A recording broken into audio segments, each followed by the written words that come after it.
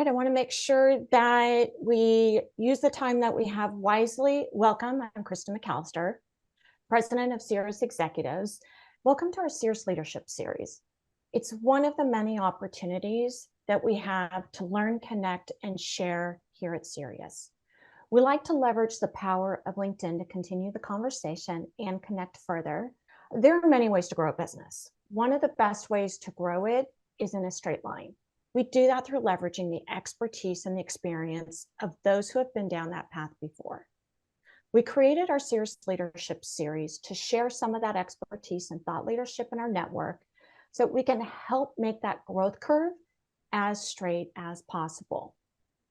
So today we are discussing leadership skills for the next era with Anika Gakovic. Did I get it? Gakovic? You got it. Okay, I got Close it. enough. I'm practicing that one. Flexibility is what we'll talk about. It's a beautiful name. And Anika, you're a coach, you're a business psychologist, and you've taken decades of education, both as an executive and as a business psychologist coach, to articulate and drive the what, the how, and the why of business leadership. So Anika, thank you so much for joining us today. This is an exciting time in business as we see a number of shifts going on in the workforce and how they will impact not just how we lead our businesses, but also how we're going to lead our teams. Mm-hmm. I'd love for you to give us a little bit of foundation on where we've come from, where we're at, and where we're going to. Thank you, Kristen. Thank you, everyone, for joining today. Delighted to be here with you. I bring 2 decades of helping leaders, their teams, and their organizations be more effective. And this always starts with defining what success looks like and how to sustainable ways, which is now changing more than ever. And that's what we'll talk about today. Kristen has pointed out, have since become executive coach and a consultant. And what I'm here to share is some of the patterns that I'm seeing and some of the research that I'm finding to help my clients. Some things have stayed consistent, such as the importance of trust and relationships, if not becoming even more important. And that's what we'll talk about with these 5 pillars of success today. And here's why it matters. One, we're in a digital era. Organizations have evolved from the industrial times and the knowledge economy into now when cross-functional collaboration required for innovation and creativity for competitive advantage is critical. And that requires talented people to execute on business strategies.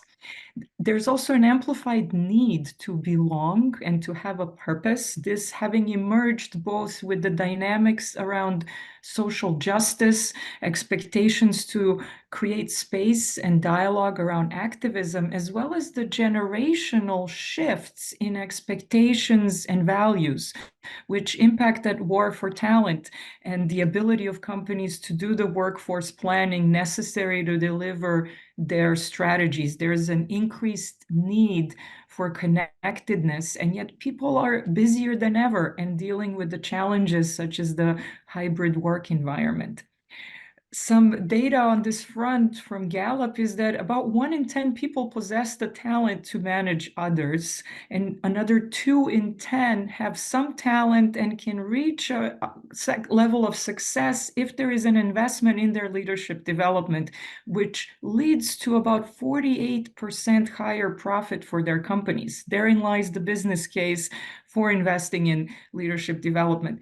Or, for example, Davos World Economic Forum that highlights a gap in the ability of leaders to be cognitively flexible, agile, adaptable, the kinds of complex problem solvers and critical thinkers who can deliver the value. And so our value is in enabling both ourselves and others to think, to learn, and to adapt. These are the opportunities for leaders in the new era. And the good news is that these are skills that can be learned. love that you have the hands-on experience as an executive, but you also have that research knowledge, as you mentioned, some surveys, some research and data going into these aren't just theories. There's a lot of data application, a lot of surveys and research going into what you see as now what's to come. You say we've got the digitalized era. We've got new leadership development. You're saying 2 in 10 have the potential to do it. We've got to put a lot out there. So as we're developing leaders and we're putting in that foundation, what do you see as the skills that will be most valuable to leaders for the next era? Well, it starts with being clear around intentions and priorities. To quote you, Kristen, starting with the end in mind. Story from Warren Buffett, a leader known for to create success. He talks about doing 2 lists. He asks people to make a list of 25 priorities and then to pick the top 5 while avoiding the rest at all cost. And that kind of laser focus is what's required. Or his right-hand man, Charlie Munger, who was known for talking about the circle of competence, to once you know your priorities, really be clear around where are your competence and capabilities, and then making choices around what to either learn or to pass on or to outsource. Some data on this front comes from neuroscience about our brain plasticity. The good news is that our brains, we now know, are very much able to rewire and learn. And yet some of the challenges of the pace and our overwhelming to-do lists is that we get lured into multitasking. We're not able to multitask. We're not built to. What it really is task switching, and it costs about 20 minutes to come back and refocus on real priorities. Our brains are drawn by novelty bias and what's essentially a dopamine addiction loop. And so this first pillar around being intentional and focusing on priorities is aligning on vision and direction and the outcomes we really want, and then having the discipline of micro habits with incremental progress and nudges both for ourselves and our teams while we experiment and evaluate how to move towards realizing those priorities and outcomes. It's also about observing patterns and recognizing and shifting in moments that matter. These come with the inevitable changing times that we're living in, and trusting our preparation and our support systems, such as the teams we work with. The takeaway for this first one, Kristen, is to identify 2 or 3 better behavior choices and to practice these daily, to set reminders in our calendars, as well as anticipate what are the obstacles that are going to get in our way, and then to reward ourselves for incrementally creating that progress towards routines that will become a new set of habits. I love it.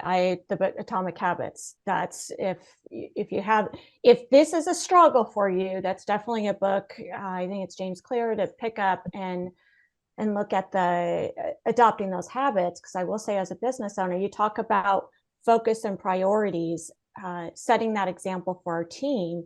We can't help them adopt those behaviors until we do it. And as a business owner, that shiny object syndrome of I'm on this path, but gosh, that's a really pretty shiny object over there. I want to go check out that opportunity. How do you recommend, especially in this fast-paced digital age, to catch ourselves when we're doing that, we're chasing after that shiny object? That's a great lead into the second pillar of mindfulness and self-awareness.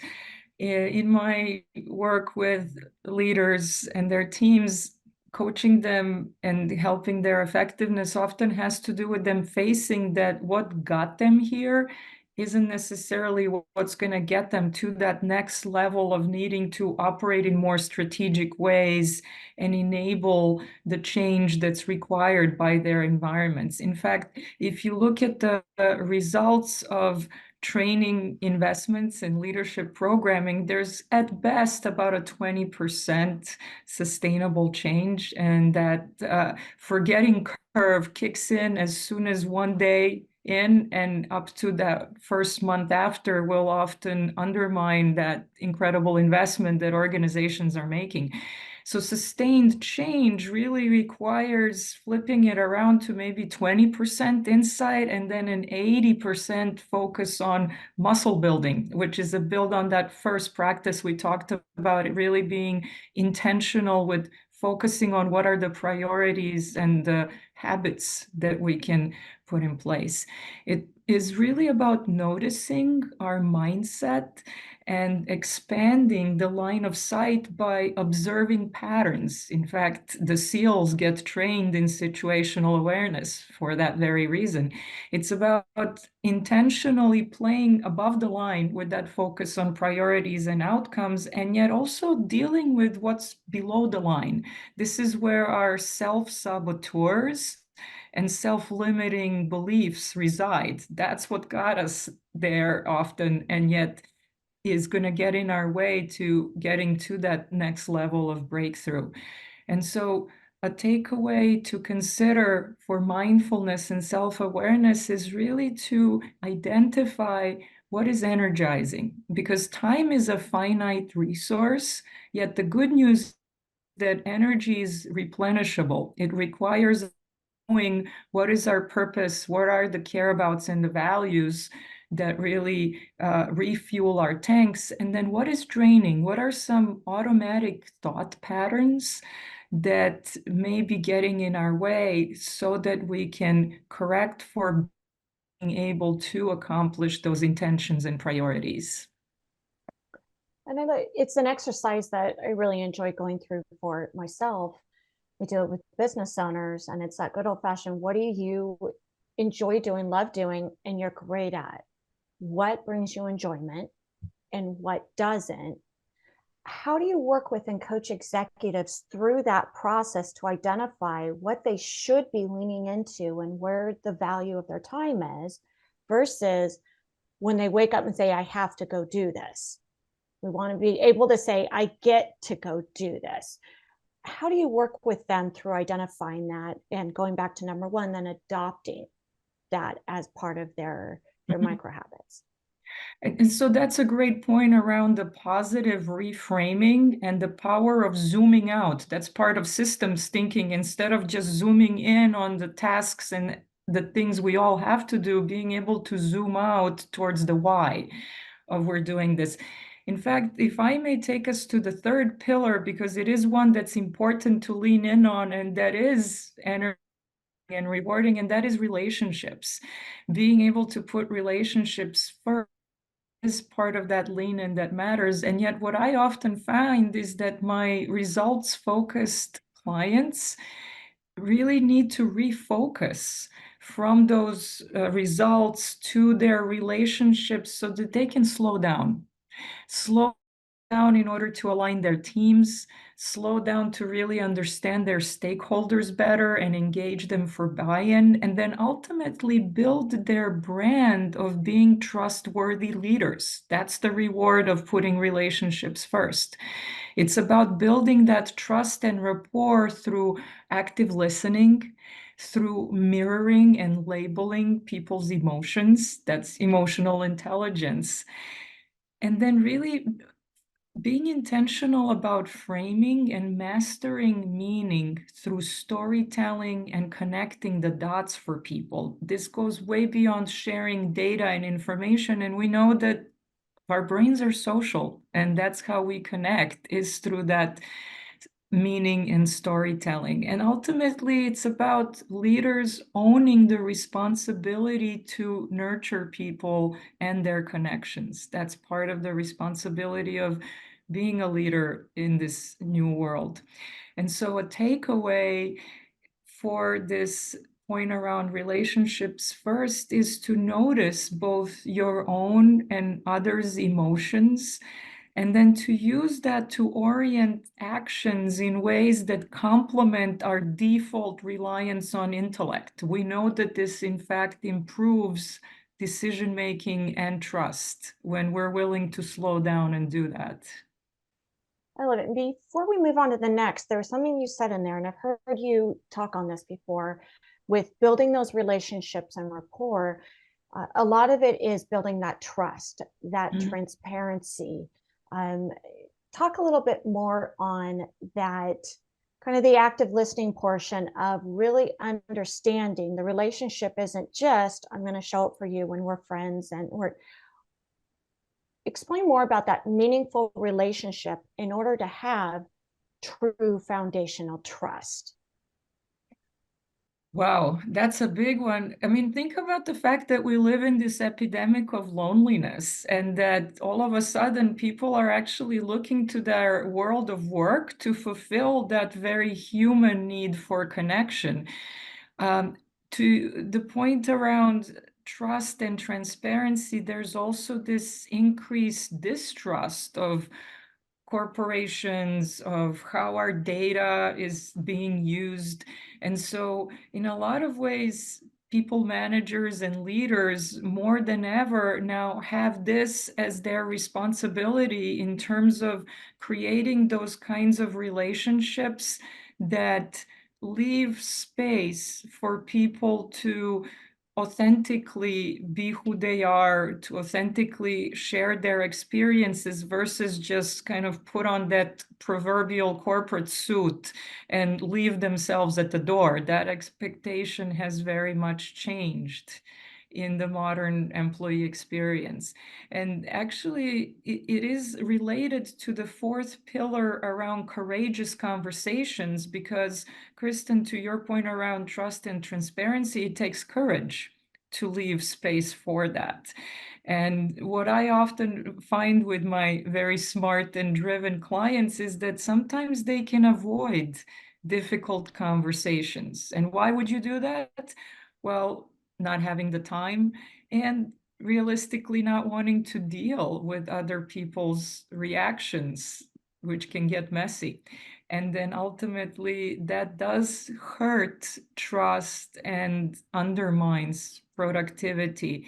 And because productivity is now linked to inclusion and innovation, some data on that front are that inclusive teams lead to 87% better decision making and 75% more innovation delivery. That's according to Korn Ferry.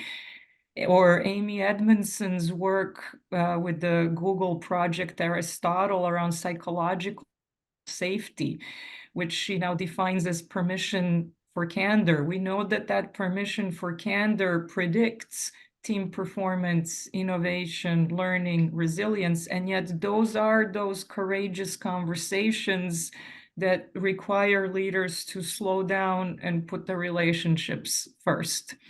And really, it's about identifying the right problems to solve and then showing curiosity to ask, is there a better way to do this? And then to listen and engage and empathize versus focusing on how to win or how to fix. That is that old corporate mindset. It's also about operating like an owner in the way in which we overcome obstacles and create buy-in so that there is a drive for accountability and for experimenting and then taking these insights in ways that optimize the choices and the next right moves. And so on this front, I would say the takeaway is to anticipate a challenging conversation. That goes back to that first pillar of being intentional, and yet now it's more in that relationship focus is to plan for and set the intention on how to create the space to listen and to be curious, to check in with people about how they feel and what they need for feeling supported, and then to show appreciation for that open dialogue. This, in fact, will lead to those hardcore results around performance. And sometimes we might anticipate that it's going to be a difficult conversation if it comes across as we're challenging what that thought process is versus asking questions to understand versus asking the question to respond to it. And you had mentioned a few minutes ago the power of why. And if we're really understanding not just what problem are we trying to solve, why are we trying to solve it, we're gaining consensus, we're gaining the commonality on, are we on the same page with why we're trying to solve it, or what we really need to solve? Or you mentioned the first pillar, where do we want to get to? What's that intentionality of getting there? And then being able to say, now let's go back to, rather than being at odds and confrontational on the problem we thought we were trying to solve, we actually want to get to the same place. Let's figure out together how to get there. And I love that curiosity of asking and understanding, what are you looking to accomplish, what you can do with the trust. And you can start to see how your pillars really play off of each other. And almost, I love systems thinking. You've got one big feedback loop. They're just one reinforcing the other, which brings us to probably one of the most challenging ones of the pillar of your 5 pillars, which is the resilience and wellness. The resilience and wellness does indeed bring it all together and fuels our ability to continue to both grow as leaders and help others grow on our teams. The pandemic raised the importance of resilience and wellness more than ever. And then one of my favorite leader stories on this one is from Arianna Huffington, whom at the time of running Huffington Post and being dedicated and driven as she was, one day passed out in her office and woke up in a pool of blood on her table with a broken face, only to question if this is what success means, is waking up in a pool of your own blood on your work desk. Is this really success? And that's what led her to start Thrive Global and help others build their resilience and wellness in sustainable ways. The data on this front is alarming. According to the American Psychological Association, stress and burnout are at record levels and affect 80% of employees, with about a percent increase in anxiety and depression, hence the mental health crisis that we're living. And yet the good news is we know from Harvard research that learning alleviates stress and helps us motivate ourselves toward progress. And so resilience and wellness are really about finding ways to learn to manage ourselves better and help others manage themselves better. One example is to manage our cognitive load of the tasks that we're doing by really aligning our calendar with our purpose and those outcomes that we're after. This is where the kind of pillars come full circle, in that setting those intentions and priorities, not multitasking and staying mindful and self-aware, but then also really ensuring that the cognitive load required by these tasks that we have throughout the day matches how we're investing our time and our energy. And then cultivating learning, flexibility, and belonging in order to deal with these very real stressors of pace and our demanding to-do lists. And so some of the takeaways for resilience and wellness are to start using time blocking to manage our focus time. This is also called the Pomodoro technique. Whether you use the exact technique or modify it to whatever works for you, time blocking works to deal with that cognitive load. And then regular breaks to recharge the mind. And so that goes back to the need for mindfulness and self-awareness, and then really identifying what are the cares we have, the curiosities, so that we can guide our learning opportunities and develop ourselves towards adding value, both in ways that improves our careers and overall the quality of our lives. I love that. And I remember it's very familiar. Earlier guest, Marlene, had talked about her 80-20 rule of 80% of her time is exploitation. It's her Mm-hmm. current skill sets, it's the time that she sells to companies, it's people that she works with, it's what she gives to others, and they're exploiting the skills that she's developed and what she has learned. 20% of her time is exploration. Mm-hmm. And that's how she balances the travel and the workload. Is 20% of her time is building new skills. It's education, it's learning, it's traveling to a new land and learning their culture. It takes so many different forms, but it's that, how do we learn and expand our skill sets onto that, Mm-hmm. and how do we do that for our teams? This is a lot of great information. um, some of this is not just for us, but how we're leading and how we're teaching others to lead as we go into the next era. What would you say are some of those key takeaways for us to remember from today?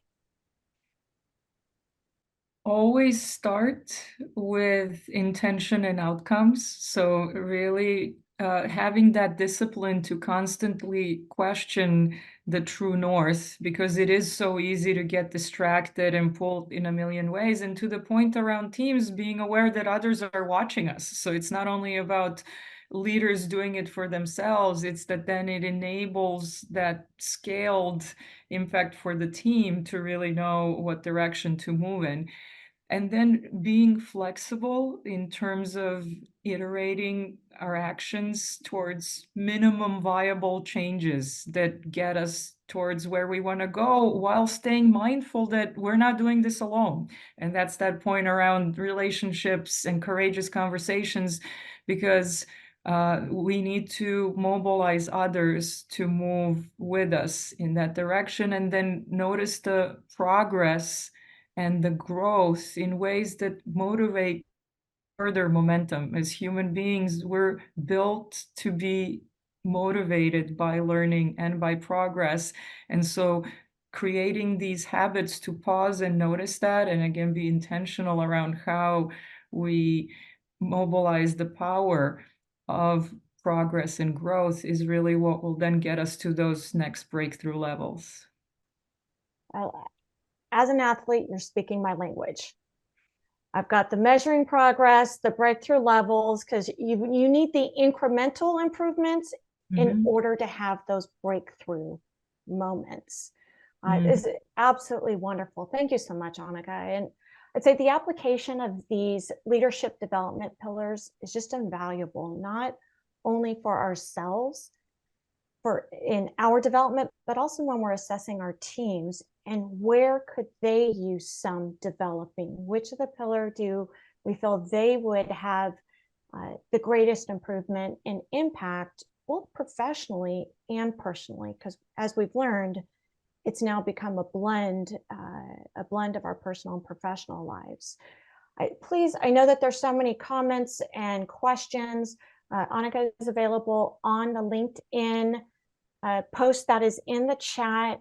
Please share your recommendations, your questions. I know Anika listed a number of resources and surveys. If there's any specific ones you'd like some more information on, please feel free to reach out to Anika or request in the chat. She'll share and post. I want to thank everyone for being with us today, and uh, this next level Cerius leadership for the next level of leadership in the new era. Thank you so much, Anika. My pleasure. Thank you all.